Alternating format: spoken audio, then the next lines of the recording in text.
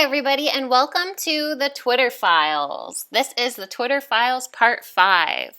And this is going to be the last in a three-part series regarding the ban on Donald J. Trump. Please, again, do me a favor. If you're not, like and subscribe so we can get this information out there. Often it's hidden in the mainstream media, so I really appreciate your support. And here we go. The Twitter Files Part 5. The removal of Trump from Twitter. On the morning of January 8th, President Donald Trump, with one remaining strike before being at risk of permanent suspension from Twitter, tweets twice. At 6:46 a.m. he tweets, "The 75 million great American patriots who voted for me, America first, and make great America great again, will have a giant voice long into the future. They will not be disrespected or treated unfairly in any way, shape, or form." At 7:44 a.m. he tweeted, "To all of those who have asked, I will not be going to the inauguration on January 20th. For years, Twitter had resisted calls, both internal and external, to ban Trump on the grounds that blocking a world leader from the platform or removing their controversial tweets would hide important information that people should be able to see and debate. Our mission is to provide a forum that enables people to be informed and to engage their leaders directly," the company wrote in 2019. Twitter's aim was to protect the public's right to hear from their leaders and to hold them to account. But after January 6th, as Matt Taibbi and Schellenberger, MD, have documented, pressure grew, both inside and outside of Twitter, to ban Trump. There were dissenters inside Twitter. One wrote, "Maybe because I am from China," said one employee on January 7th. "I deeply understand how censorship can destroy the public conversation." But voices like that one appear to have been a distinct minority within the company. Across Slack channels, many Twitter employees were upset that Trump hadn't been banned earlier. After January 6th, Twitter employees organized to demand their employer to ban Trump. "There is a lot of employee advocacy happening," said one Twitter employee. "We have to do the right thing and ban this account," said one staffer. "It's pretty obvious he's going to try to thread the needle of incitement without violating the rules," said another. In the early afternoon of January 8th, the Washington Post published an open letter signed by over 300 Twitter employees to CEO Jack Dorsey demanding Trump's ban. "We must examine Twitter's complicity in President-elect Biden has rightly termed insurrection." But the Twitter staff assigned to evaluate tweets quickly concluded that Trump had not violated Twitter's policies. "I think we'd have a hard time saying this is incitement," wrote one staffer.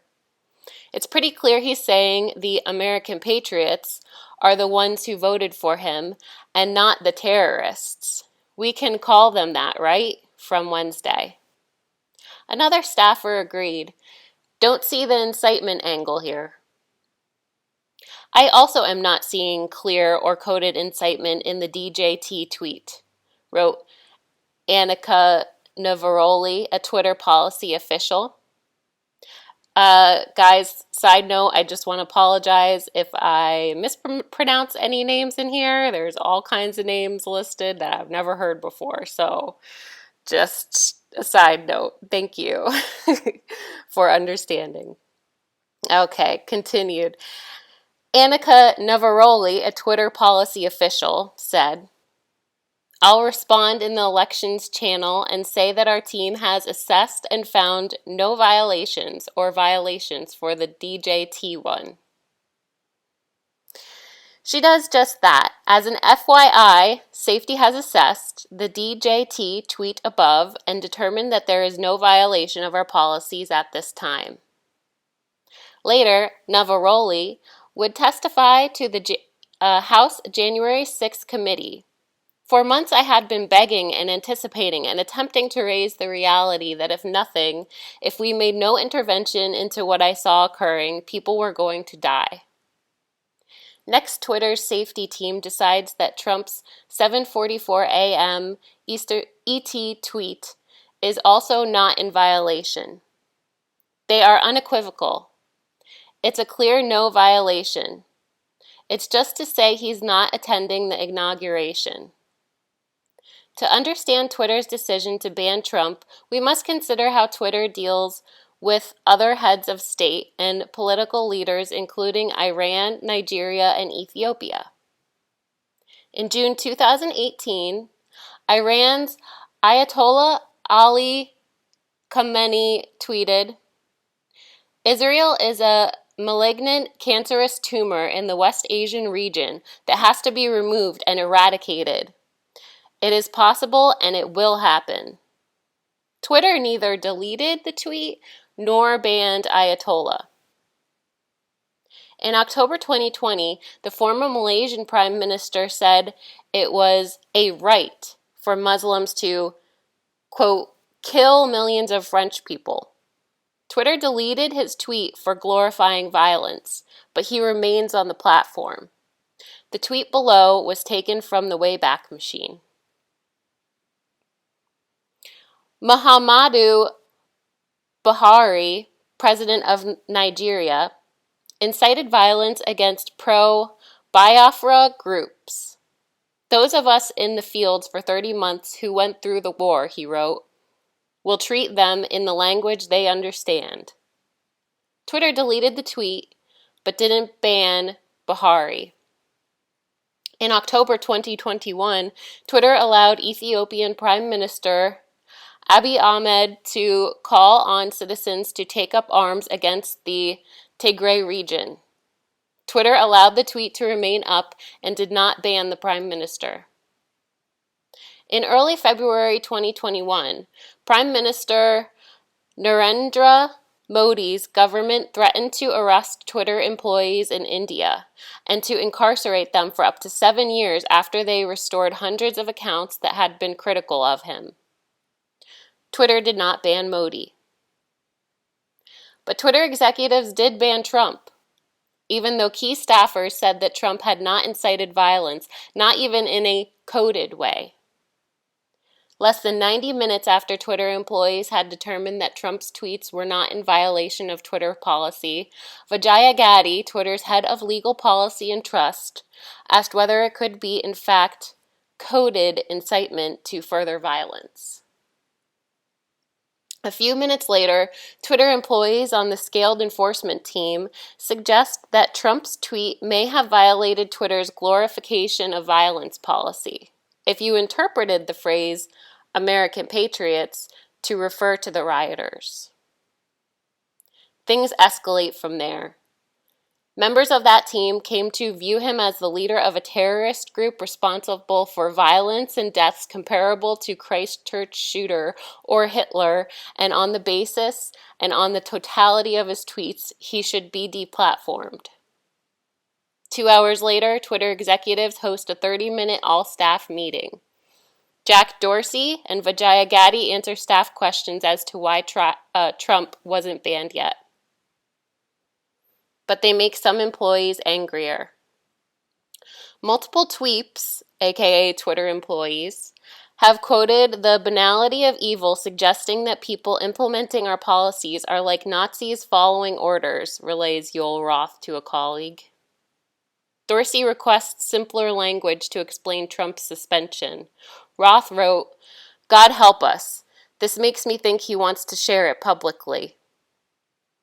1 hour later, Twitter announces Trump's permanent suspension due to the risk of further incitement of violence. Many at Twitter were ecstatic and congratulatory. Big props to whoever in trust and safety is sitting there whack-a-moling these Trump accounts. By the next day, employees expressed eagerness to tackle medical misinformation as soon as possible. For the longest time, Twitter's stance was that "we aren't the arbiter of truth," wrote another employee, which I respected, but never gave me a warm, fuzzy feeling. The Twitter's COO, Parag Agrawal, who would later succeed Dorsey as CEO, told head of security Mudge Zatko, "I think a few of us should brainstorm the ripple effects of Trump's ban." Agrawal added, "Centralized content moderation, in my opinion, has reached a breaking point now." Outside the United States, Twitter's decision to ban Trump raised alarms, including with French President Emmanuel Macron, German Prime Minister Angela Merkel, and Mexico's President Andrés Manuel López Obrador. Macron told an audience he didn't want to live in a democracy where the key decisions were made by private players.